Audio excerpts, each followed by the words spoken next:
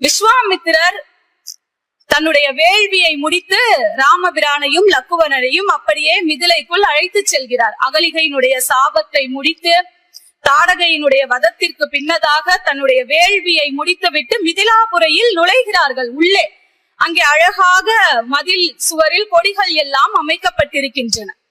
ராமபிரானை பார்த்த மாத்திரத்தில் அந்த கொடிகள் எல்லாம் என்ன நினைத்ததாம், கொடிகள் காற்றில் இப்படி அசைவது என்பது இயற்கை.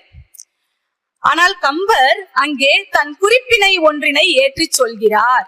மையரு மலரின் நீங்கி யான் செய் மா தவத்தின் வந்து செய்யவள் இருந்தால் என்று செழுமணி கொடிகள் என்றும் அந்த கடிநகர் கமல செங்கன் ஐயனை ஒல்லைவா என்று அழைத்தது போன்றது அம்மா என்று பாடுகிறார்.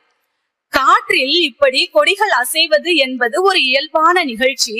ஆனால் அந்த கொடிகளினுடைய அசைவு எப்படி இருந்ததாம், ராமபிரானை பார்த்து சீதா பிராட்டி இங்கேதான் இருக்கிறாள், திருமகளாகிய சீதா பிராட்டி இங்கேதான் இருக்கிறாள், வா வா வா என்று அழைத்தது போன்று இருந்தது என்று தன்னுடைய குறிப்பை ஏற்றி சொல்கிறார்.